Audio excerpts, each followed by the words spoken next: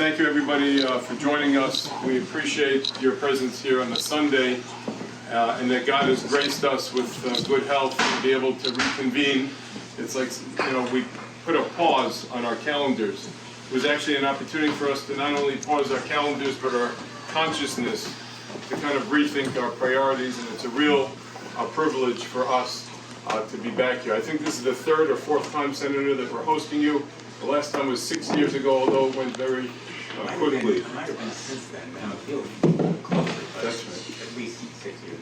But it's such a privilege for you to grace our home, not just because of the man that you are, but the hope that we have for our party and for your future as well, Senator. I'd like to acknowledge the presence, if I can, first of Dr. Ben. I think he's the mayor of NORPAC, the Jewish community in Englewood, and has on his Rolodex perhaps all 100 senators, and not just their communications, but in their hearts also, because they know of his sincerity. Bernie Sanders may be a hard lift. Thank you.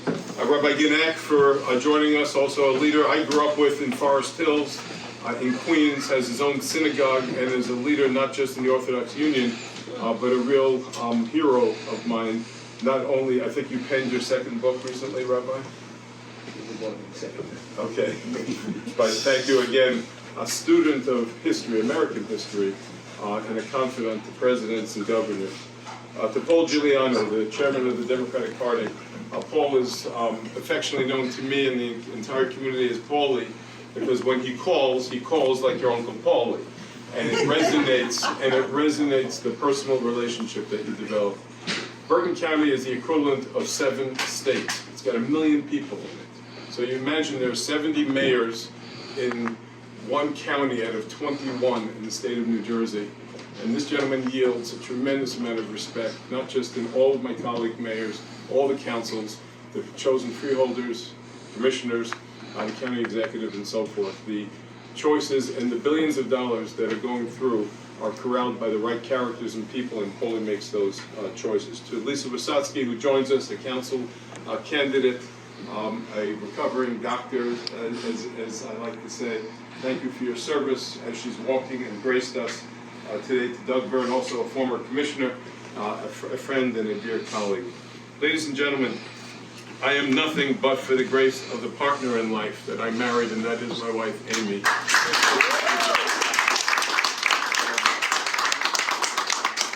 Our housekeeper passed away about 2 months into COVID, and my wife has been without a housekeeper for 2 years.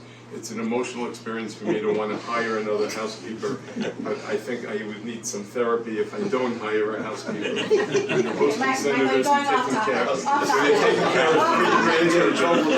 No, but she deserves a Purple Heart for being married to me, is what I was going to say. He's on the armed services.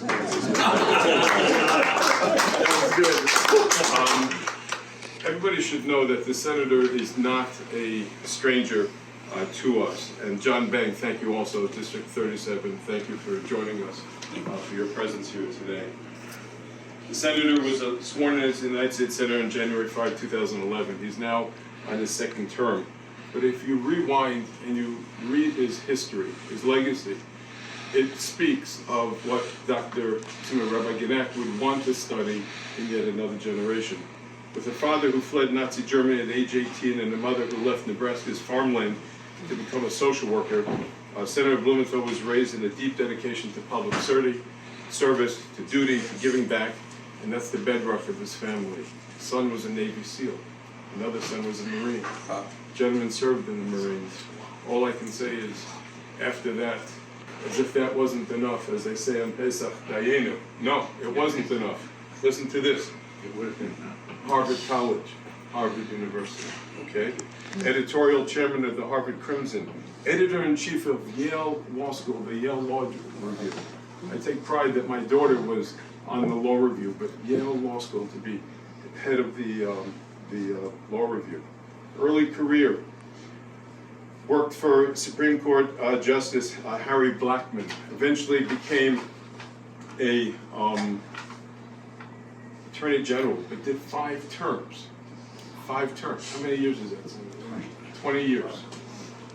leading and prosecuting and advocating in perhaps one of the most beautiful ways that a Jew and that an American could lead.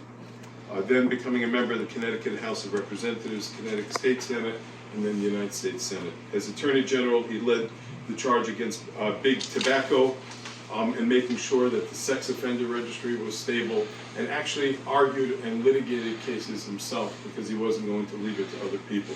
As a former federal prosecutor, I know the effort that that takes, and you could always give it to somebody else, but he wanted to do it himself.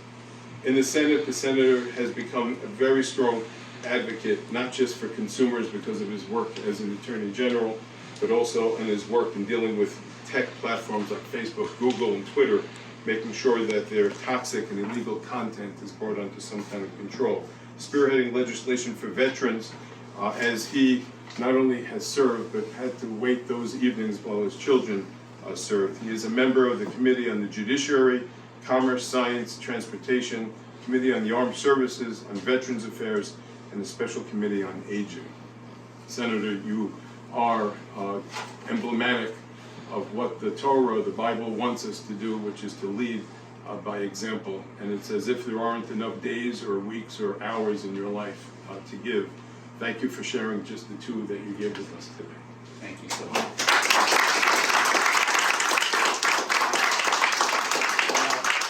You know, you're a recovering doctor, I'm a recovering lawyer, and as a trial lawyer, I guess my reaction to that incredible introduction is, I rest my case. If I were smart, I would just say, well, that's all there is. That was just wonderful. Thank you, Michael. You know, my colleagues and I, and Bob Menendez and Cory Booker are two of my closest friends in the Senate. We often share advice about, you know, who are your friends in Connecticut, who are your friends in New Jersey, who should I call? And so I, you know, said to them at the very start, you know, who should I call? Well, first on the list, Dr. Ben and Michael. And I said, well, I know them both. They are really good friends.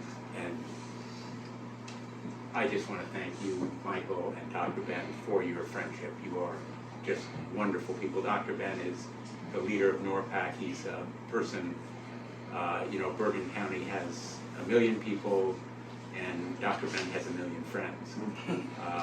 And Michael's record of public service, you all know it, so I'm not going to go through all of it. But for someone to have not only John Lennon, but Pele and all the other stars who come to Michael, people come to Michael for help when they have no place else to turn, when it is the tough case.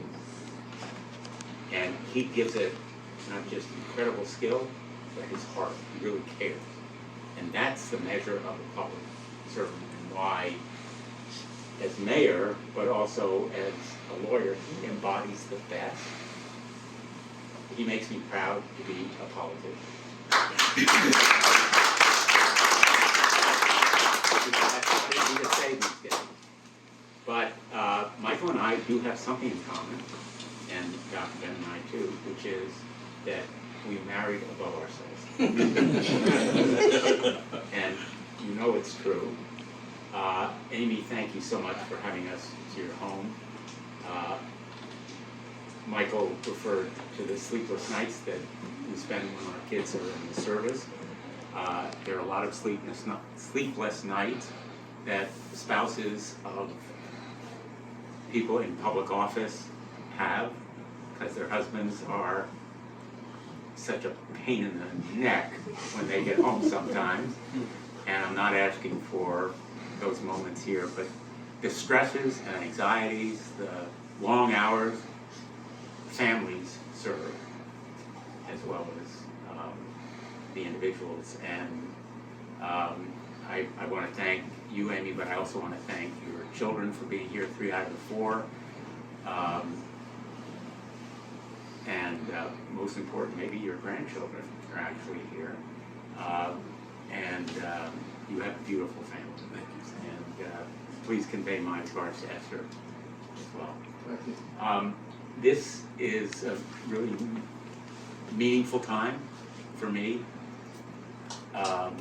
You know, what's true in New Jersey is true in Connecticut. Connecticut has about 3.5 million people, so Paul Giuliano is a force to be reckoned with, and probably knows, as Michael does, the pulse of this state, which I suspect is very much like Connecticut. People are unhappy about COVID, about inflation, about sometimes immigration, because our Republican colleagues are demagoguing this issue, raising fear. They are ready to be done with COVID, but of course there's still reason to be cautious, to be vaccinated, to be tested, and they go to the gasoline station, they pump gas, and it's an insult. They're angry. So you might think an incumbent in Connecticut, no problem, but these are difficult times for people, and we've been through a traumatic time in our country's history. The president's done a lot of good, and so has Congress. The infrastructure program, the kind of COVID relief aid that we provide, getting through this pandemic, and now seemingly turning a corner.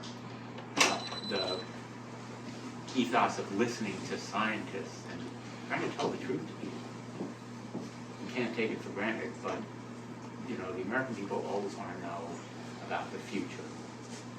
They want to know what you're going to do. And I think we need to get inflation under control. I propose some measures to do it. We need to do more to conquer the pandemic.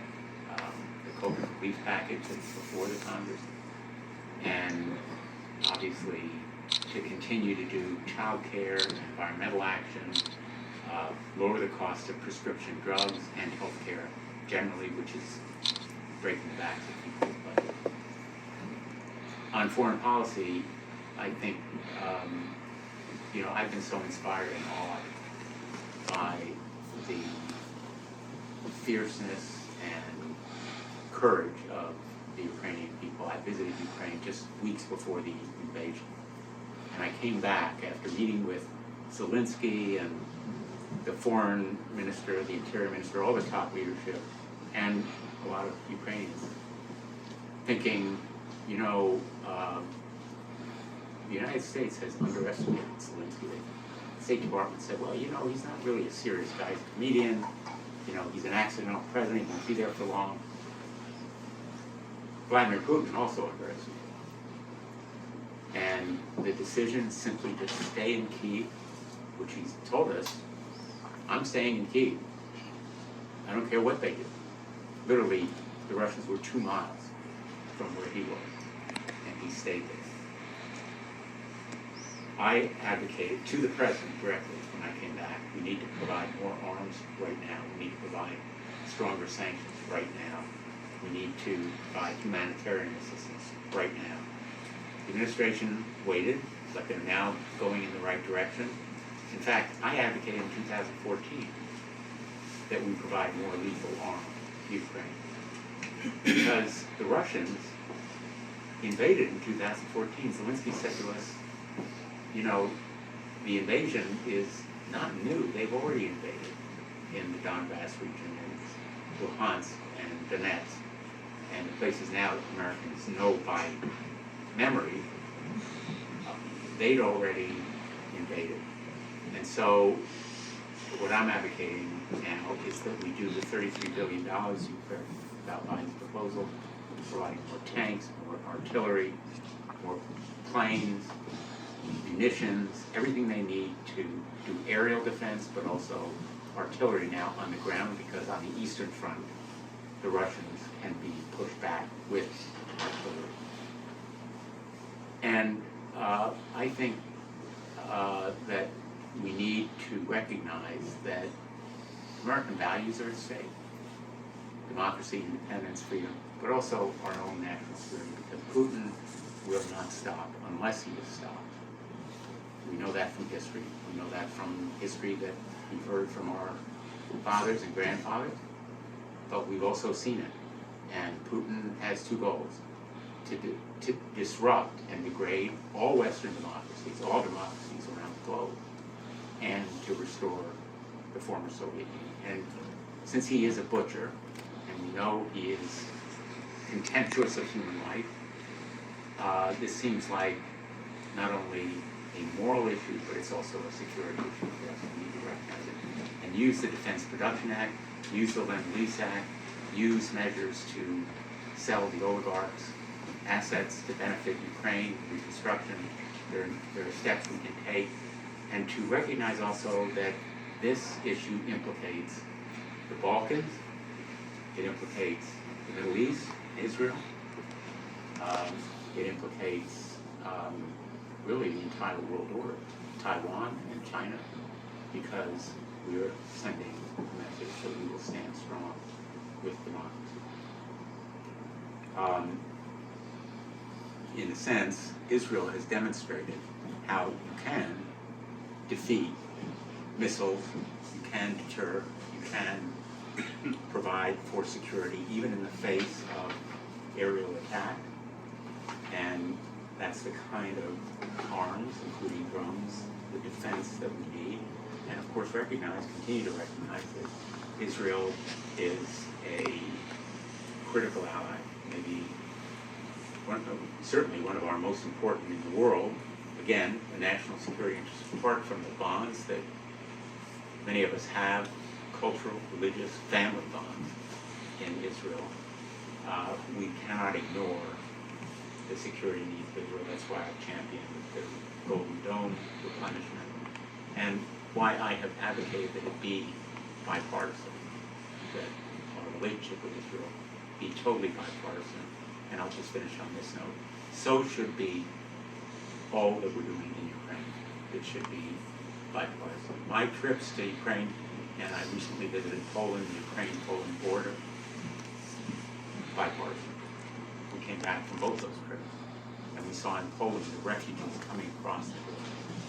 A haunting, harrowing experience to see people coming across, their eyes filled with terror and tears, women and children who then stayed to fight, carrying their pets, their stuffed animals, not much more than what they're wearing, and 4 million refugees in Poland right now, 7 million or more now, maybe it's 10 million displaced within Ukraine. This is a world crisis that we need to face in a bipartisan way. And so I'm hopeful that we can move forward on many of these measures. Ukraine is very much on people's minds now, but there are larger issues about the world security, and I'm hoping that we can meet those challenges, particularly our national defense, in a bipartisan way. So again, I want to thank all of you for your hope and support. It really means so much, and in a difficult time, it means all the more. So thank you so much, everyone.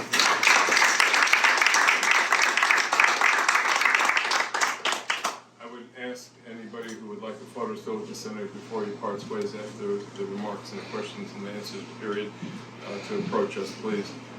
Senator, maybe I'll start off with the first question. If you had to coin the bipartisanship that you speak so eloquently of, it's so important, obviously, for the U.S.-Israel relationship. How is that achievable in this kind of environment where the media houses are locked into their politics? You can see people playing at every congressional hearing to an audience. I remember as a kid, I went to sleep, my parents were listening to Johnny Carson and David Letterman. It was Indiana, and it was Nebraska and then Indiana.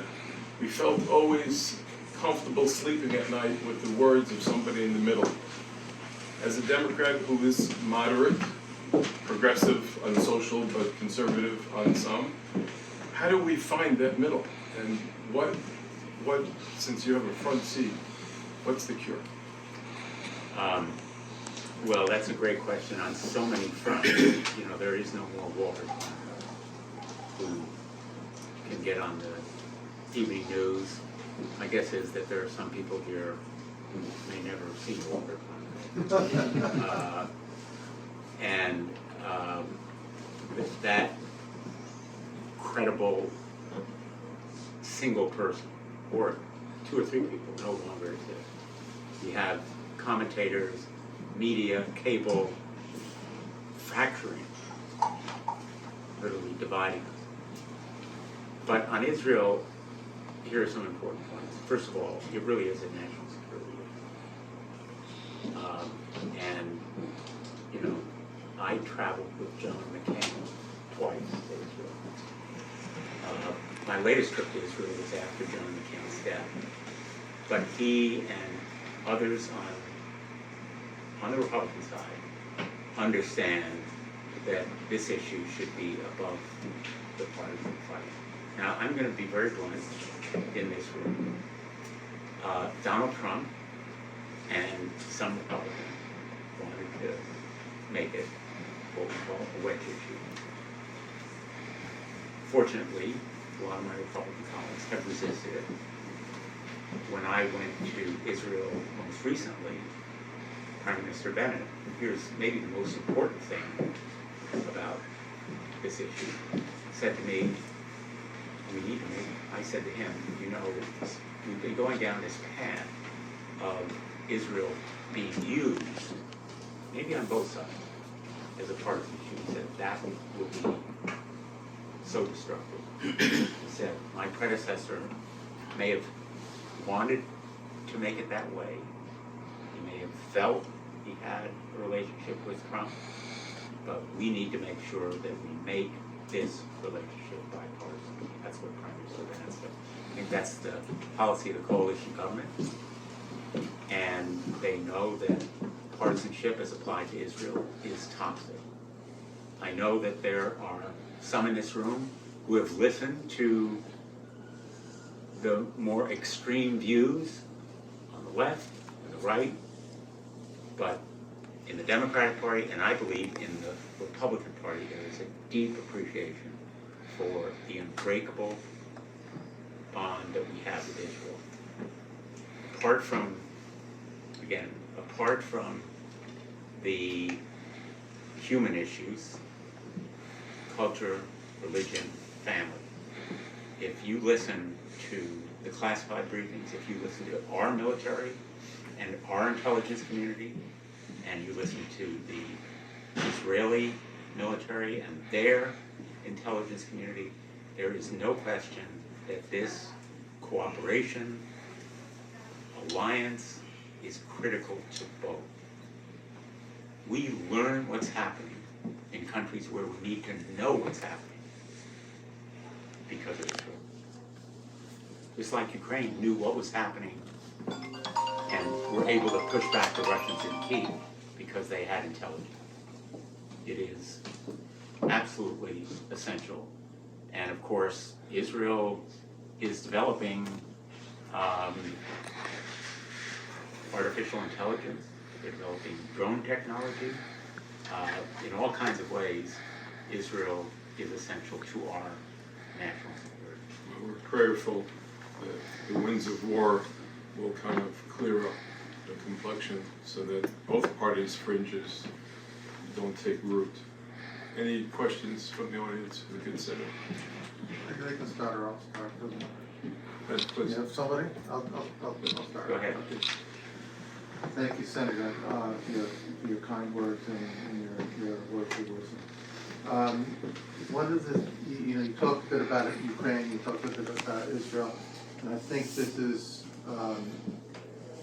is a very good example of what happens when a country acquires nuclear weapons and decides to be a bully. One of the reluctances of the President Biden to engage in helping Ukraine is the threats from Putin, who seems a bit unhinged lately, because I think anybody shelling nuclear facilities is a bit unhinged, and anybody recklessly threatening nuclear conflagration is also unhinged. We've had proxy wars in South Korea, we've had in North Korea, we've had proxy wars in Vietnam, This is this between the East and the West, and nobody's talking about dropping the bomb. But here Putin is talking about it, and it's really reckless. But this is what happens when people become a bit unhinged and they have that kind of power. One of the things that keeps us up also at night is the fact that Iran, also a very fringe government, is moving towards getting nuclear weapons, a threat not only to the Middle East, but to America as well. And they have already created a presence of power from Afghanistan through Iraq to Syria to Lebanon to the Mediterranean. They're making mischief in Yemen, they're making mischief in Gaza, and that's when it broke. So, you know, what I would ask is that, you know, obviously everybody would prefer a peaceful resolution, but Iran with nuclear weapons is nightmarish for the world, and it will make their aggressive nature far worse, and our ability to address their aggressive nature far more precarious. So I would ask that you use your contacts with the administration to make sure that, you know, one, that the discussions are solid. If there's an agreement that's longer and stronger, not weaker and shorter, and that if they can't come to an agreement, that the president does in fact have a plan B to protect the world. All excellent points. First, beginning with Putin, I do agree. He seems to be somewhat delusional. The most charitable way to view him right now is that he is deeply isolated because he fears COVID or because he is afraid of some kind of assassination attempt, whatever the motive. He is very, very isolated. He's not getting good information. This is one of the occupational hazards of being a total tyrant. Nobody will tell you the truth. Nobody wants to be the bearer of bad news. And nobody wants to be the bearer of bad news and the messenger. There's only a downside, you know. But I do think also, you know, someone who permits the kind of atrocities that we've seen, you know, they are, I know this word is a very heavily loaded term, but they are genocidal. The Russians are killing people because they are Ukrainian. They're tying their hands behind their back, they're committing other atrocities, shooting them in the head simply because they are Ukrainians. They're not killing soldiers, they're killing ordinary civilians. That is, you know, I'm on the Armed Services Committee, I have some knowledge of the military. No professional soldier, Marine, sailor, airman would countenance that kind of atrocity. It is not professional soldier. And for Putin to allow it when he knows it's happening, and at this point he's got to know what's happening, is, I mean, it shows something fundamental about him as a human being, which goes to your next point. I don't see how we get in the same room with Putin. I don't see how we negotiate with him. I know this comparison is not exact, but would we have sat down with Adolf Hitler? There are some leaders, and there are others in the world, because, you know, unfortunately, maybe it's power, maybe it's some other defect of mind, or I'm not a psychologist, I'm not knowledgeable in this area, but I don't see how, as an American, I could say to President Biden, you should be at the table with Vladimir Putin, negotiating with him. How can we trust him? But he has to be part of any JCPOA negotiation. So do the Chinese. how do we sit down with the Chinese?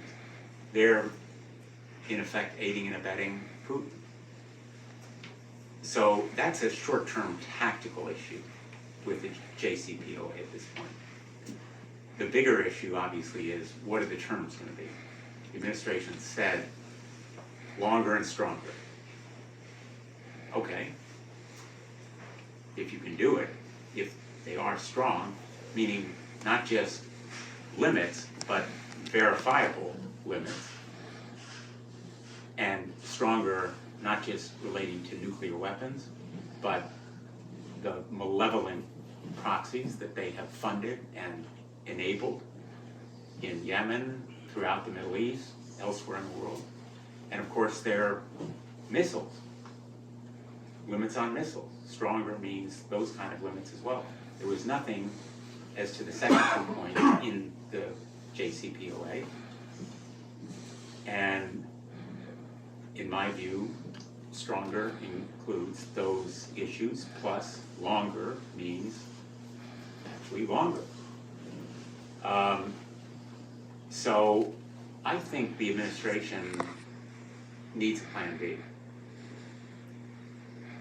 Israel has a plan B. They have a few plan Bs. And Israel, you know, will consult with us, but for them it's not like maybe we need to do something, or wouldn't it be nice if we do something. For them, as the Prime Minister said to me, and I'm not giving away anything that he wouldn't say publicly, it's existential. This is not, well, we'll learn to live with it. Because the Iranians have said, we're going to destroy Israel. And so you mentioned nuclear weapons in Iran. That's tactical nuclear weapons that Putin, I think, at the end of the day, will not use, because his generals know that it's mutually assured destruction. But the Iranians will send over missiles, because for them this is, you know, existential. Yeah. They think they're going to happen. It's the reason that we don't have suicide bombers. That's one of their, it's a tactical war. So, to answer your question, I don't know that we have a plan B that right now we have developed to a point where we can say that we rely on it, but I agree with you that we need a plan B, and Israel has a number of plan Bs. I'm not going to say I know what they are, because I really don't. But you know, they feel they're responsible not to. We're trying to advance just delivery of the aerial fuelers that are due to be delivered in 24. But I know Israel is trying to advance the schedule so that they can take delivery a little sooner. And I know they would also like to have in their possession at least some element of the mega ordnance bunker buster, even though they would have to figure out how to actually deliver it. But they're pretty clever people, so I figured they would get through that. But you know, that's something maybe you could keep an eye out for, see if you can if it's worthwhile pushing a little bit on. And we will, and you know, on the Armed Services Committee, I've been an advocate of strengthening aid to Israel. And you know, I'm not saying here we have a plan B. I'm not saying we're developing a plan B. At some point, we may decide we need a plan B. It may not be on our side the use of any military force. I don't know what it is, but Israel is also trying to plan for a world where we don't have a JCPO. Yeah, I just wanted to follow up. You know, obviously, something we're most concerned about is Iran, of course, it's a stable agenda. But to me, in terms of the United States, you know, Senator Menendez gave a wonderful speech on the Senate floor. And, you know, Iran is really within weeks, I think Secretary of State said as well, having nuclear capacity and probably beyond that. So it's not just using tougher sanctions and like that. There has to be some kind of military option on the United States part. And the notion that the United States can be using these kind of extraordinary armaments and so on. Israel doesn't have the capacity, as Senator Van said, to handle this. It could easily, I forgot the technical phrase that he used, it would be overwhelmed in terms of the missile capacity that Iran has right now. And it's not just Israel who if Iran gets nuclear weapons, which is really in its grasp, it all has to develop its missiles. It already has missiles that can reach Europe.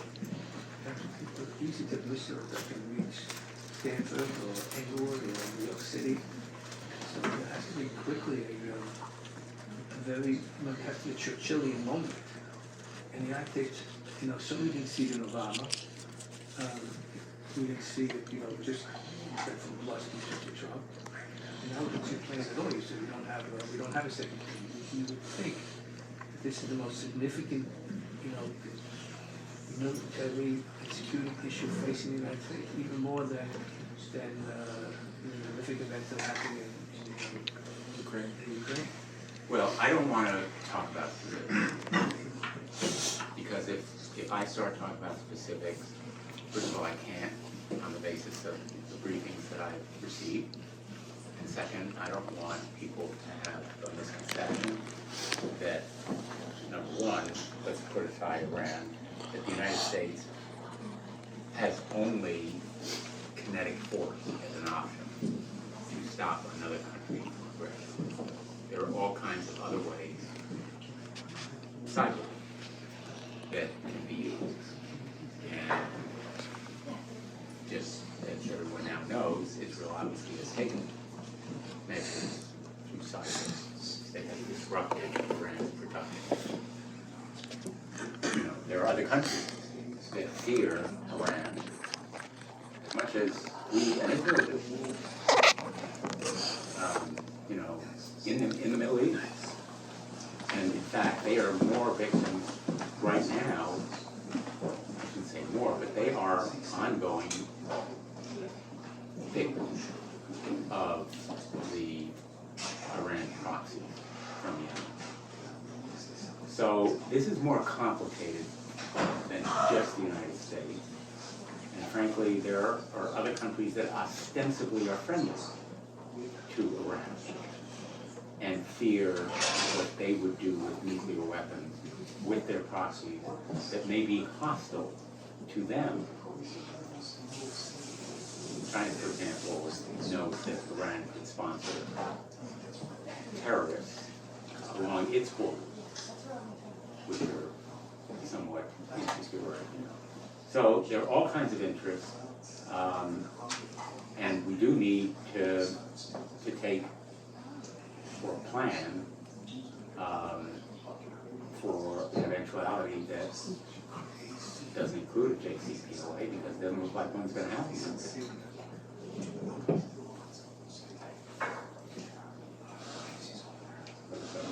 Yeah, Frank. Hey, no, Senator. Like I explained to you when we met, I love this country. This country, with all the problems that it has, it's still the best country, hands down. And whoever doesn't say that, doesn't agree with that, and that's another conversation. But I love the two terms that I heard today: bipartisan and moderate Democrat. I grew up in the South Bronx. I grew up poor. I get it. I understand. Why is it so hard for our leaders today, our senators, our congressmen? There is no bipartisanship. There is none. And it's been going on for years. And you are right, the news does feed into it. The social media feeds into it. How do we get back to the basics? When, I ran a company of 341 employees. And no matter how hard the situation got, I always went back to the basics of what we are, who we were, our culture. Why is it so hard? I can't sit in a room with a friend of mine who's a liberal or a conservative and just having simple conversation and agree to disagree. Now, there's a human factor into that, I get it. And the word fear, because people are motivated by fear and not scared, I get it. But why is it our leaders cannot sit in a 2 or 3 weeks ago, they were nominating a Supreme Court justice. When they nominated one under Trump, how does everybody vote exactly down party lines, which I understand is the norm in Washington, D.C., and they can't have the common sense to look at this person as an individual? What happened to us being human beings and Americans first? What happened to that? Because, man, this took a country 40 years ago, there was no CEOs and chairmen of the boards that looked like us, that looked like me. And today there is. That's called progress. There has to be a little give and take from both sides. I think both sides are completely wrong in this. I really do. I think we need to understand who we are and what we used to be and get back to what we are. Americans and human beings first. What happened to that, Senator? Well, I should take you down to Washington. And I speak from passion, I speak from heart, because I I've heard a more eloquent way to put it. Senator, I grew up in the South Bronx. I live in Rye. I can talk to the people in Rye just like I talk to my people in the South Bronx. And I get it, and I understand. But man, it breaks my heart, because we are going to destroy ourselves, Senators. We don't need China. We don't need Russia to do it for us. If this path continues, Do it. we're gonna do it. And that's how you destroy your That's enemy. very You have to eloquently finish it. put, and my sentiments exactly. There are some bipartisan things that go on. The Armed Services Committee, I serve on the Armed Services Committee. Just about all of our budgets, the National Defense Authorization Act every year is almost all unanimous. Now, we have some people on the left who don't want to spend as much as we do. I disagree with them.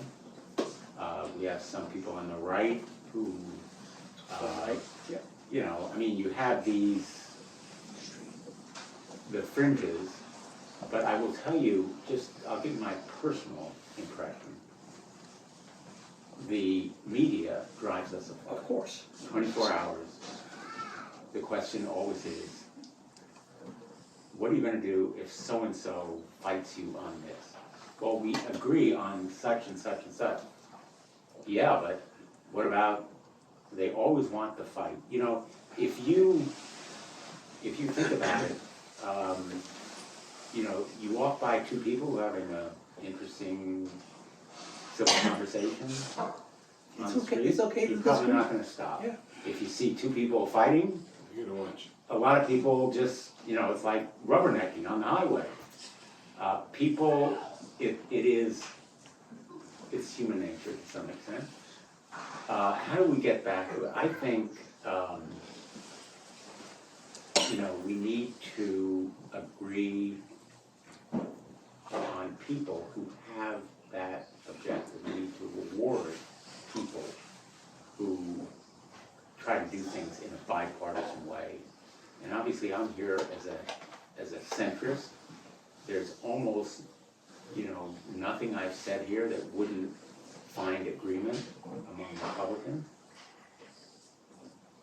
But then there are these issues where the base of each party makes an issue.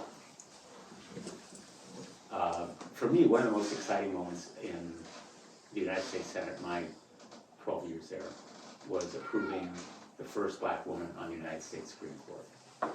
It was, you know, I will tell you, on the Judiciary Committee, to see her handle herself with such dignity and intellect, warmth and character, and, you know, sitting behind her were her parents. They taught school in the segregated South. Two of them were both school teachers. In the segregated South, they taught school. Her brother's a cop, another brother's a police chief,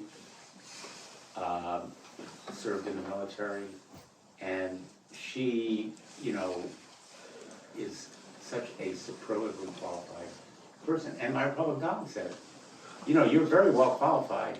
I'm very impressed by you. And then they voted against you. All but three. I think they will be very sad that they did. Obviously, she was approved, so it didn't make a difference in the outcome, but to vote against her, I think they will have trouble explaining to their grandchildren. Yeah. Not only to their children. And America supported her. America was so impressed by her. And when we voted and the vote was counted, I was on the Senate floor. I looked up at the gallery and there was cheering, there was applause. Young women, women of color, women of all races, men, young people, because this is America. And so there are days when I am really disappointed and frustrated.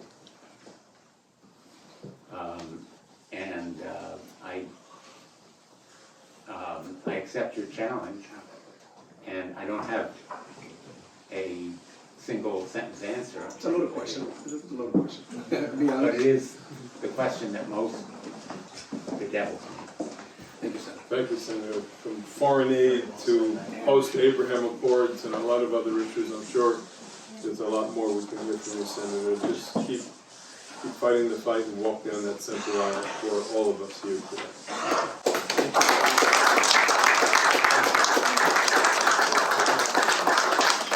To have you in our home, and for everybody here that is joining us. Anybody who's comfortable with a mask, without a mask, make sure that you take the precautions that you need. I want to first welcome everybody on behalf of my wife Amy, and I want to thank my wife Amy for allowing us to host this event. I still may be the mayor of the city, but I answer to a higher authority in my own domain. And we're very grateful. My wife and I met in my father's class at Cardozo. I teach the class now, and I've had 2 of my kids. So you can say that Yeshiva University is in our DNA. And when somebody asks us to do something for YU, it's a function of what time, not whether we'll do it. I'd like to acknowledge some of the dignitaries that join us. First and foremost, my brother, Rabbi Mark Wilds, thank you for joining us. My son, Josh, who joins us and is now the 3rd generation of our immigration law practice.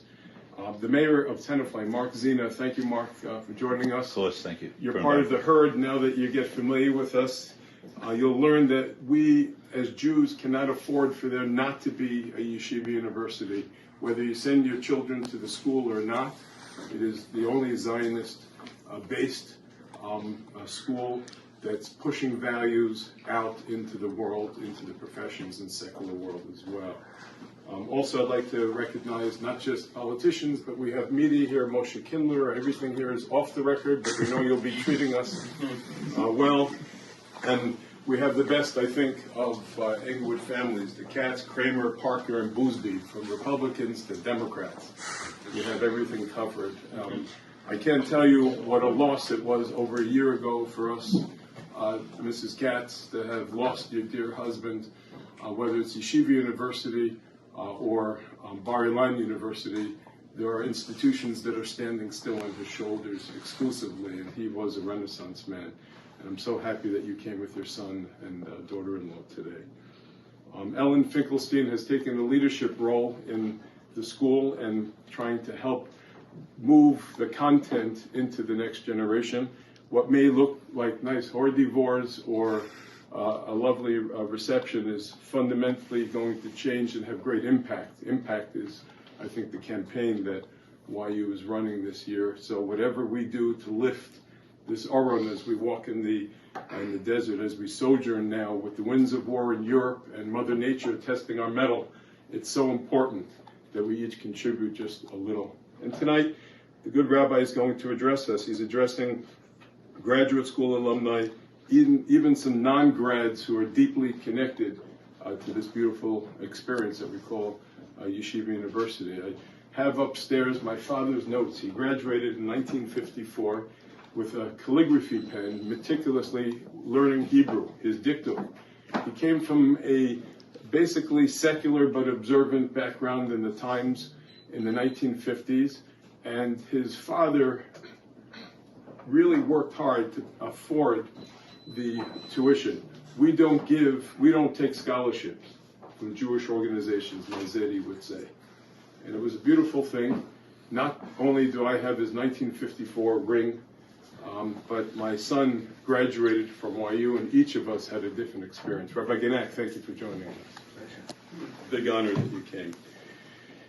So it's important for us to know that the mission of this beautiful blend of Torah Mada, and Joel, thank you for joining us as well, a dear friend and teacher at YU.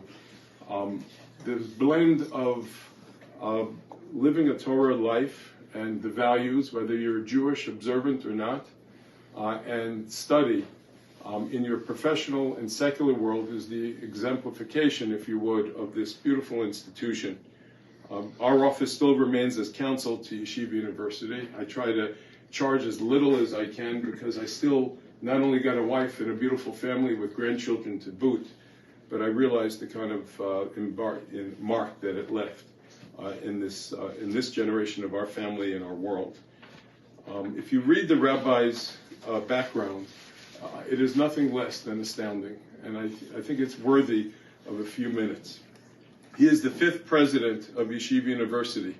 Under his visionary leadership, Dr. Berman has laid the foundation of the next era. You have to think in terms of legends and icons and people that are putting their impressions, their footprints, if you want, on time. Through a bold academic plan, embracing areas like science and technology, there are now 20 new graduate fields emerging: artificial intelligence, cybersecurity, physician assistant.